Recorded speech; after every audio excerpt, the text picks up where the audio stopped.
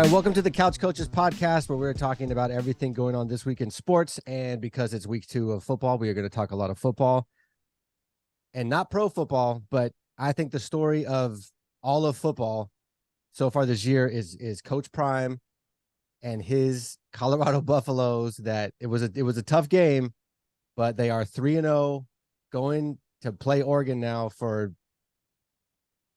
the biggest game of the weekend again. They seem to be the biggest game every single weekend, no matter who they're playing. So, Deacon Hill, I'll start with you. What are your thoughts on Colorado and Coach Prime and just his approach to this team and everything he's doing?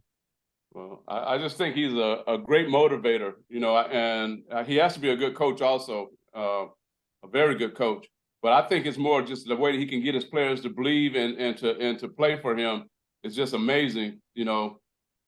He's definitely, I think he's undermanned as far as especially on his defensive line. His offensive line holds up a little bit, but I think that defensive line is really undermanned. And he gets those guys to believe and keep playing, and I think that's his motivation, and plus just looking at who he is and as a player, so those guys just believe in him. And I don't think I think the train is gonna come to an end on Oregon, and then you got USC after that. But I'll still give him all the props, especially they lost their star athlete, the two-way athlete. I can't call his name right now, but yeah, he's going to be out for like three weeks or something like that. So that's going to be a tall order for them to go and play Oregon and then USC. But I'll still give him all the props just for what he's been able to accomplish, and I think he'll still win some games this year. But I don't think he's going to finish. He's going to be playoff bound or nothing like that. And I think he's going to have a great recruiting class next year, because I think he's going to be able to. Can you imagine Coach Prime knocking on your door? Hey, so I think he's going to get some good recruits next year, and the program is only going to get better. But I just think he's a great motivator and a good coach. I don't know how good of a coach he is, but he's doing well. Brother Bill. Yeah, I think just if you look at teams who have talent but the coaching is average, it shows. And the teams, especially in college, who have average or above average talent, but to Deacon Hill's point, the coaching gets them to play hard and believe, and that's what he's done. Even in the Colorado State game, the Colorado State coach had the players ready to play amidst all the noise, all the hype. Way too many cheap shots to me, and just observations and a lot of the penalties. So that, to me, that falls on coaching. But in terms of just the competitiveness, he got them ready to play. And I think that's what you can expect each time Colorado plays. The talent's going to show itself. Yeah, I mean, USC, you can't, it's difficult to deny that they aren't a more talented team. But it'll be interesting to see how Colorado plays in these games, these next 3 games between USC, Oregon, who just scores at will, over the years, and then Arizona State. I would be surprised if they win 2 out of 3 of those games. Just pick any 2. But in terms of the rest of the season, they definitely have a program that's on the upward trend. They've got the right coaching staff and him as a coach, and he brought guys, coaching staff. They're going to be a team that's not going to go under the radar next season. Yeah, I think the most impressive thing to me is the fact that half the coaching staff is new. He worked with half the coaching staff at Jackson State and brought them, but half the coaching staff is new, and 75% of the team is new. Right. And you have coaches, high-level coaches, guys at LSU, guys at Florida State, guys at Miami, that are bringing in that have more than half their team moving over, and they're not playing as clean and mistake-free as Colorado is. It's just whatever he's doing, the motivation stuff, but also the coaching where these are kids that are moving schools from wherever they were to Colorado and then playing at a high level, immediately. Nick Saban doesn't have his team playing at a high level immediately. And it's Nick Saban. It's crazy to me that you have this guy who's like the Michael Jordan of his position in football. And usually the guys that are so high level are not great coaches, because they're like specimens. They're freak athletes that they can't, because they can do everything. It's kind of hard to explain how do you do what Dion does to another cornerback, and he can still do it. I've been blown away by his. You're watching the game and you're watching him coach, and then it goes to commercial break, and then you're watching him in a commercial, and then it goes back to the game, and it's him coaching, and then it's another commercial break, and he's in a commercial, and he's on game day in the morning, and he's doing an interview over here. Like, the dude is just, he's a superstar, but like super high level. Like, he's not one of these like fake celebrities. He's a big personality.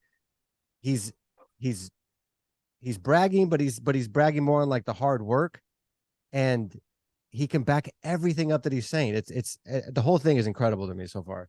Yeah, it was classic. Did you see when his son got that late hit when they got targeted, and then he goes over to the sideline and Dion gets him with his sleeve and wipes his mouth and like, let's go, get it. Raising a man. He's like, nope, I don't like getting hit when I played, but you got hit, get back in there. Yeah, get ready. next play. Yep. Wow. I love the story. It's awesome. So Shador has obviously taken himself to, I mean, he's going to be like top 5 quarterback, whether he comes out next year or not.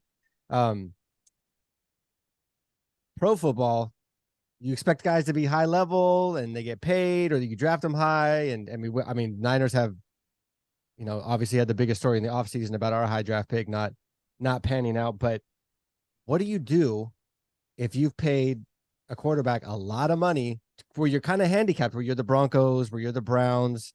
You don't count the Jets because his ankle fell off. But what do you do if you're in a position where you're paying this guy 40, 50, 60 million dollars? And not only is he not like Dak, there's arguments to say like Dak's overpaid, but he's mostly available, and he's, besides a couple picks in big games, he's a pretty reliable guy, man.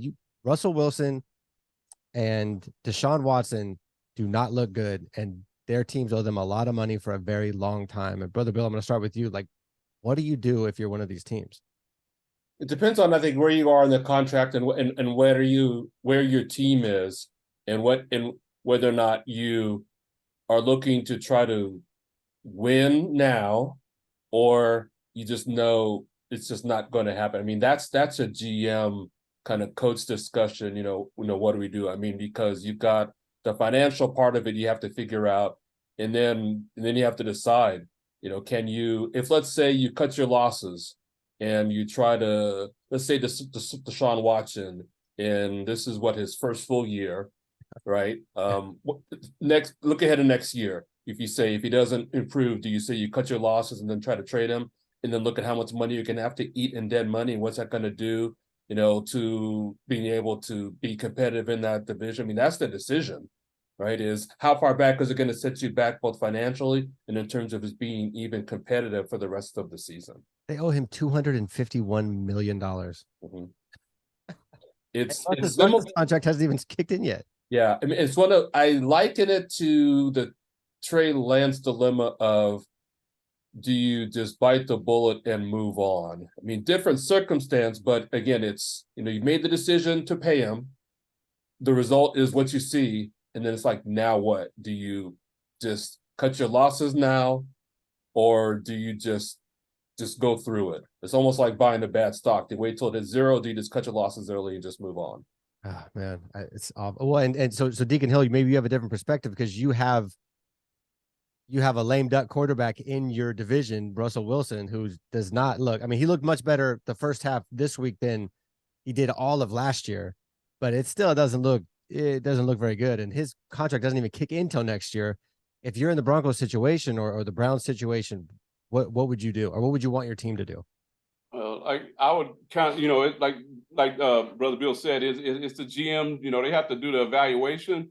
I was just looking at Russell Wilson's stats from last week. He threw for 300 yards. They scored how many points they had. They put 33 points on the board. He don't play defense, so that the offense is putting points on the board. Last week he did. He threw 3 touchdowns. So it's still an evaluation. It depends on where you think you're going. They're not going to compete right now. Denver's not going to compete in that division, in that conference. They're not going to compete. We know who the cream of the crop is. It's in that conference, and still Kansas City. So what are your future plans, and how far do you think you're going to go? But I would ride it out. Even with Deshaun Watson, I was looking at him last night, and he didn't look great or nothing. But then I started looking at his weapon, especially when his running back went down. And then he had Amari Cooper. He's running around there with a full groin or something going on. So you don't really get the full gist of what these guys can do right away. You know, they got to have all their weapons there, and then you can get some evaluation. But you know, he's still got a little rust on him or whatever. I just ride it out this year. You just got to ride it out this year, and then see if it don't work out. Then you got to, if it ain't working out, cut your losses. You can't just stay. If you want to compete, you can't stay where you are. So you agree we should have traded Lance? Say that again. You agree that we should have traded Lance? No. Oh, we got to cut your losses. You just said. You didn't give him a shot. Hey, you know, one thing I have not heard since the season started is should we have taken Justin Fields instead of Trey Lance? That has not come up one time because Justin Fields has not looked good so far this year, which has been nice. Is it him or is it the system? Or is it the talent around him? He's got talent, man. They put some money in. They have some real dudes out there. They got that wide receiver from Carolina. They have some guys, and here's the problem is because us just normal sitting on the couch people can watch the all 22. We can watch plays, and this is what they were talking about Russell Wilson last week. Is you'll have a wide open dude, and the quarterback just misses it, or he holds on to it for 5 seconds or 3 seconds and misses. Like it's like a great route. He just didn't read the defense right, doesn't see so there'll be a dude wide open. And they were showing Justin Fields specifically today. He had a guy on the seam, nobody around him, and they said this play resulted in a sack. So the problem is we can see everything. So now we know who's, you think a player's not good or the scheme's not good, but then you watch the all 22 and then there's a wide open guy that he missed, which I think was a big issue with Jimmy G. So that's why I was looking at Bryce Young yesterday. That game looked like it's a little too fast for him. Yep. He's little, man. He's so little. He gotta pick it up. He think he's at Alabama, can sit back there for 6-7 seconds. That ain't working. Especially against that defense. That's a fast defense. They're always fast. So if you guys were to pick one team out of the NFC, one team out of the AFC, as like the best team you've seen so far, whether it's a surprise or not, Deacon Hill, I'm gonna start with you. Who do you think is the best team in the AFC, best team in the NFC? Say Niners.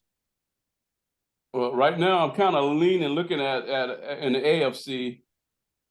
Miami is looking pretty formidable right now. So it's still real early, but I would lean a little bit towards Miami. And of course, like I said earlier, that Kansas City's they're gonna be lurking and around there. But right now, the early favorite for me is Miami. The way they're playing, and the defense is playing pretty well too. And I got in a lot of trouble last week for mentioning it.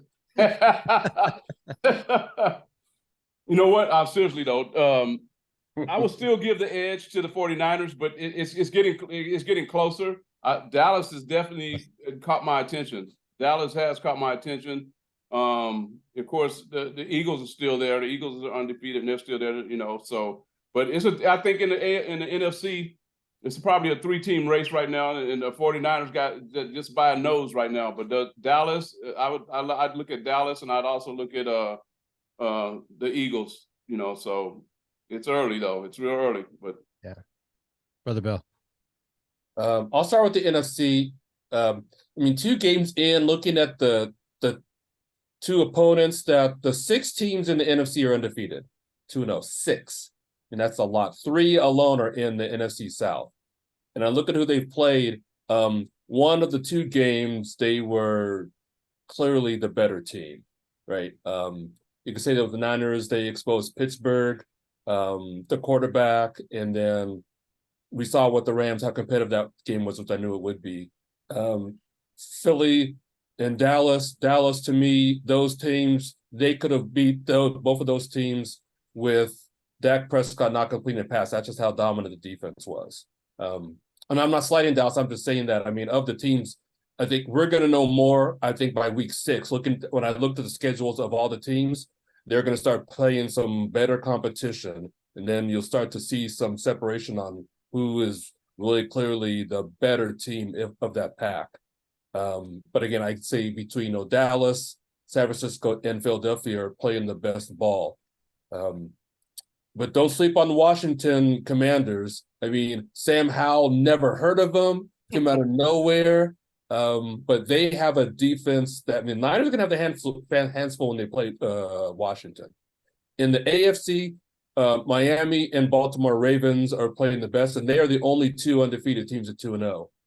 Don't sleep on the Ravens. I'm telling you. I mean, I don't know what's wrong with Cincinnati, but if I was to pick a team coming out of the AFC North, I would put a pin on Ravens, barring injury. Which Well, what's wrong with Cincinnati is Joe Burrow. That calf ain't right. Well, that's the thing when you mess with a calf. I mean, because Aaron Rodgers had the calf injury and they had the Achilles tear. If Burrow isn't careful with that, you don't want it to end up like that because you're done for a year. I know Rodgers was like, maybe I'll be back in the playoffs. Stop it. It's an Achilles tear. You're not going to come back. Actually, I think about it. Didn't the Ravens lose their running back in the first week? Now I think about it. Dobbins was out the first week, but they're really one of those teams that's really good at having a good group of running backs to back. And they got this guy Lamar Jackson. I mean, he's we'll see now that he's got the contract he wanted, and we'll see. We can play them too. Christmas Day, it's gonna be rocking. Nice. Didn't his receiver go out also? Odell, of course, Odell got hurt. That's all that fool does is get hurt. Odell Beckham's hurt too? Yeah. Oh wow. Yeah. It's an ankle. It was whatever, ankle twist or something. He hurt it like the one of the first plays of the game the other day. Yeah, Miami, and I think for Miami and then for everybody in the NFC, it's going to be like a health thing. Who stays healthy? Micah Parsons is an absolute beast. Philadelphia, like their roster got better from last year, and last year they were dominant. So to me, if they're not at least in the NFC Championship game, they have a huge problem because their head coach, who seems to be doing really well, their old offensive coordinator, who's doing really well in Indianapolis, you're going to know how much that loss, how much they felt that loss, because the Eagles roster is disgusting how good it is. So I think it's total. And the Cowboys, they're good, but they're still the Cowboys. It's still Dak. It's still McCarthy. So I gotta go Raiders, Niners. I mean, I gotta go Raiders. I gotta go Niners, Eagles, because the Cowboys will probably beat them in the first round of the playoffs or something. So, but Miami, and then I don't care what stats, anything, I would never count Kansas City out of anything because of that quarterback and that coach and the defensive coordinator who took a whole bunch of people that you never heard of and turned them into a superstar defense. That team is they're too good. They're too good. Are you talking about Spagnuolo? Steve Spagnuolo? Yep. Yeah. I mean, I don't care what they look like. I don't care what their record is. Put them in the playoffs. Patrick Mahomes is not injured. Even if he's injured, he had a high ankle sprain last year and still did it. The dude's an absolute. He's on another level of everybody else. So recap from our teams. Deacon Hill, I would like to start with you. Tell me the recap. What do you think of your guys' game on Sunday? Of course, I was at church all day Sunday, so I did not see the game live, but I was fortunate enough to have it taped, and I came home yesterday, and I analyzed that game. I mean, I paused it, I went back and forth and analyzed it, and I'm not as upset as a lot of people. A lot of my fan base, the Raider fan base, is like they were trashing. There's a guy named Ivan, Deacon Ivan. I think he's somewhere in Orlando or some part down there he's down there in Florida somewhere, and he's sending me some kind of stupid text telling me return to sender, talking about Jimmy G, return to sender and all this stuff. So so I'm just getting all this secondhand information. But after I came home and looked at all the tape and stuff, the game, the score is not really indicative of how that game, throughout the way I felt that they played. They made some mistakes, and the game kind of got away from them. The score got away from them. But I felt that the players played hard the whole game. Jimmy G threw 2 interceptions. One I don't think was on him. The one that the guy kind of went over Josh Jacobs' head and intercepted the ball, like reached over the top of him and got the ball. But I think this week right here against Pittsburgh is going to really give me a real good idea of where those Raiders are and the progress they're going to make. I'm not expecting them to win the Super Bowl this year, but I think they're going to be. I still think they're going to be competitive. This week will let me know. Looking at that game last week, that was a very hostile environment. I was just taking, they've been on the road to Denver. They didn't even come home. They went and stayed on the East Coast in all week. So they haven't even been home for 2 weeks. And then they go into that environment, against the Bills. who were desperate at that time from what happened the week before. So I'm just going to chalk it up as they did, a learning experience, and I'm going to accept what I saw and move on. Yeah, it's tough to go. I mean, it's tough to play in somebody else's stadium, but then you knew, because the Bills were embarrassed the week before by Aaron Rodgers-less Jets team beat. That's awful. You knew that they were going to be dialed in this year. That week that's a really tough situation. Brother Bill, thoughts on our Niners? That the game is exactly what I thought it was going to be, that it was going to be close, that the Rams were going to be ready, even without Cooper Kupp. What I didn't expect is for them to control the ball, to control the line of scrimmage offensively the way they did in the first half.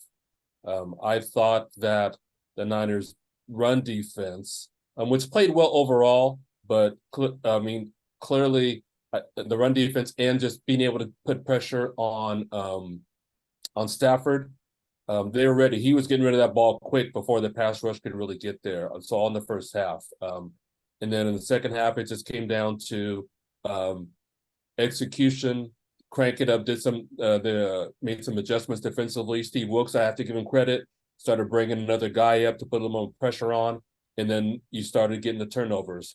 What I was pleased at is that they stayed balanced in that running game. To me, I think the Niners formula to win games is going to be almost close to 30 carries a game. If they can do that and get some yards, they had 160 yards on 29 carries. McCaffrey had that one big run in the first quarter, the 50-yarder. But just the way they play offensively, that's going to be their formula in almost every team they have to play. Because there's going to be some tougher defenses. I mean, the Rams are ready for them. Hopefully Ayuk if he doesn't play this Thursday against the Giants, he'll be ready, next week, 2 Sundays from now for Arizona. I'm liking what I see so far, but again, they're one injury away from coming back down to earth, and then it's going to be, a dogfight every week. Yeah. Deacon Hill, who do you guys have this week? We have Pittsburgh. Oh, that's right. Okay. Yeah, that's going to be Pittsburgh's offense is horrific. So yeah. It'll be if they move the ball against your defense, your defense has a major problem. But their defense with Watt is just, that dude's just he's a machine. I mean, he's a Watt. He's just like his brother.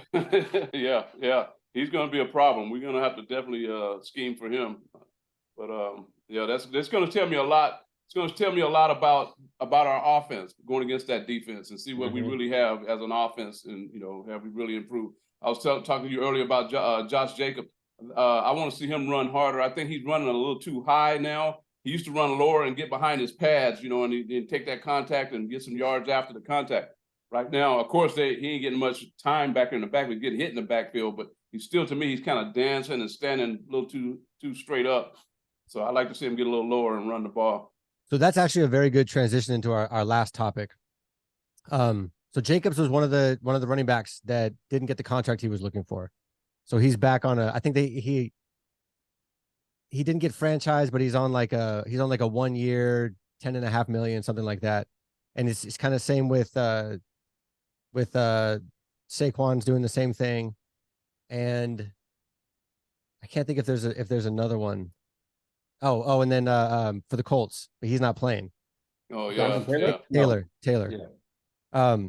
So running back salaries have obviously been a big issue, and I think part of it is you had 2 horrific contracts a few years ago with Zeke and with the guy from the Rams that is no longer playing. Todd Gurley. Yeah. So those 2 contracts were terrible because as soon as they signed him, they just went downhill.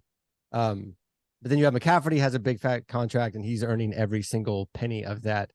But you have teams where like last night was a perfect example of how you have Chubb go out, and Chubb is a top 3 running back in the league, top 3 offensive player. I mean, the dude's an absolute animal. He's killing it. He gets hurt. His leg breaks in half, and they bring somebody else in and he runs for 150 yards. And the Niners are constantly, going through running backs and stuff. And with the availability of more running backs, teams are going, and this only works if you're a smart team. They're going, oh, well, we'll just find another running back. But that only works if you're good at drafting. And if you're the Steelers, you shouldn't have a problem pulling in new running backs. And they had that huge issue with their running back a few years ago who sat out the whole year and then was never the same again. And he was amazing for the Steelers. So Brother Bill, I'm gonna start with you. Just thoughts on the running back pay, that whole situation. Well, I think that it seems like the teams have the better leverage because historically running backs last, what do they say? Average lifespan of running back is what, 6 years, if that? Less? Shorter than that. Wow. So it's 4 or 5 years? 3 to 5. Wow. Yeah. So we had Frank Gore all those years. Wow. But he's a freak though. yeah. So I think because of the perception of the low durability of running backs, it's difficult to command that big salary if you're a running back and an agent, right? And so it's almost like you have to get the big payday coming right out of college, because that the second contract you're going to get if you're in let's say you're around for that 4th year with the team, it's going to be difficult to get a big payday. You would argue that for all the punishment that they take, they should be getting paid more. But like I said, because what they say, if their availability is what it is, it's tough to justify that if you're the owner and the GM to pay all that. So that's just unfortunate. And I don't know how they get more leverage in order to get those big contracts, like I said, other than getting the big payday coming out of college. But one issue with that is so to get a big contract, you have to be like top 10, top 5 or whatever to get a substantial contract. But then you're stuck with that team longer. So if you come out and you're killing it, you're stuck with that team for, what is it? Is it 3 years plus a 4th player option, or is it 4 years plus a 5th team it's usually option? 3 or 4th year option, I think, I heard most frequently. So if you're drafted later and you crush it, you get paid less, but then your contract's up when you're like 25 as opposed to like 27. I don't know. That's just yeah. Deacon Hill, what do you think? Because you have a guy right now that's a killer running back that's looking to get paid. Yeah, and they had 2 issues. They were saying the owners would try to say it was about the age of the running back. And I was listening to Shannon Sharp today, and he was saying it's not about the age, it's about the touches. How many touches, you're going to run this guy in the ground. It don't matter how old you are. It's just matter how many times you touch the ball. So again, to like Brother Bill's point, I think that those running backs should get a big contract coming out, and it's almost like hazardous duty pay or something like that. You playing a position that he said. Shannon Sharp said it's not a contact sport; it's a collision sport, and those guys are they're in collisions. So I think that they need to go back to the collective bargaining or whoever their union is, and they need to negotiate a specific type of a contract for running backs. Because I look at it if I'm a young kid coming up, I ain't gonna want to play. Who's gonna want to play running back? If nobody's getting paid, I ain't gonna play the position. Then what are you gonna do? The league ain't gonna have no running backs because ain't nobody gonna want to play. I'll play. I'll make myself a receiver or something, or play defense. But I'm not playing running back. So they're gonna have to come up with some kind of formula to compensate these guys and get them their money. And like Stephen A was saying, because he thought it was a age thing, that they should let them come out after their freshman year of college, play 1 year and then they can come into the league. But then Shannon Sharp said it's not about the age; it's about the contact, about the wear and tear on your body. So, and that was the big thing with Jacobs. Is Jacob was the number 2 on the depth chart for Alabama, so he didn't get killed for 2 years like whoever I don't remember who the number 1 guy is. So he came out fresh, but he's still an Alabama running back, and they do a real good job of getting Alabama does a great job of getting running backs. Yeah, I was looking at his hits. I'm looking at Najee Harris for Pittsburgh. He got a lot of wear and tear in college, and I like that kid. I watched him he's out of what is he, Antioch or somewhere over there. I watched him in high school a couple of times, and but he's not looking the same either right now. I'm like, well, and that's so to me that's the problem with some like quarterbacking and some and like running backs and stuff is you get like, it's like the problem is, and my daughter's a cheerleader now, so I have to see a lot of high school football. But if you're a high school coach, you're not Andy Reid out there. So you're doing the plays that work. So what are you doing? You're running the ball a ton and you're doing triple options. So you get like not a great quarterback, but you're not really scheming. You're not scheming up these like Eric Bieniemy plays anyways. You're doing these like simple routes, but you're not a great coach, so you can't draw up these great schemes. So you have to use like the better athlete, and then the next level is getting these running backs that you've had to push because you're not a great coach, and these quarterbacks that do triple option but aren't necessarily great passers. And it's like it starts down low, and it just affects like the next level up, which is amazing. Which is what's cool about those 7-on-7 tournaments and stuff that they have now, is you get all these quarterbacks, and they may be a little finessey, but you got quarterbacks that are even if it's flag football, they're going through progressions, they're seeing defensive schemes, but it's a very specialized group. But the running backs are, I don't know what you do unless, and the thing is, it's gonna affect the crappy teams. They're gonna go, oh, we're not gonna pay, but then they're not gonna draft well either, or they're not gonna sign somebody else. They're gonna go, oh, well, we don't do that anymore. It'll be something dumb where the good teams will be able to go and not draft a guy high, to draft him 4th round, 5th round, and have like a Pacheco, like the Chiefs did, or have somebody undrafted that comes out and just tears it up. I was thinking also, is like, are we ever going to see another Hall of Fame running back? Is there going to be another Hall of Fame running back? Who was the last one? Think about recently. Or do we have one now that's playing? Now think about it. I mean, look at the teams across. McCaffrey's Hall of Fame bound. And what's his name? Oh my God! Break.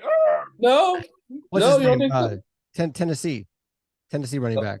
Yeah. He might be. Yeah, he's had it. What's his name? He's out of Alabama. Big running back.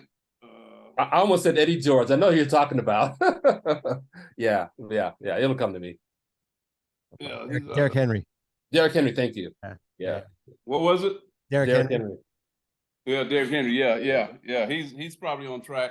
But I don't see after that. The way they're paying them and the way, and their career is so short. I don't even know if we're going to see another Hall of Fame running back. You used to see him all the time. I don't think we should even have another running back in the Hall of Fame until Roger Craig goes in the Hall of Fame. Oh, how that dude is on the Hall of Fame, I don't understand that at all, because the only people they can compare him to are like is LaDainian Tomlinson and Marshall Faulk. Well, the only guy that he did. Him, Jim Plunkett, and Lester Hayes can go in at the same time. Okay, deal. See how easy that is? Compromise. Wait, Plunkett's not in? Oh wow. All right, this is going to cut off. I got less than a minute left, but thank you guys very much. We'll see you next week, and hopefully both our teams win so we can come in happy next Tuesday. Raiders will win. In a nail biter, they'll win. They need to.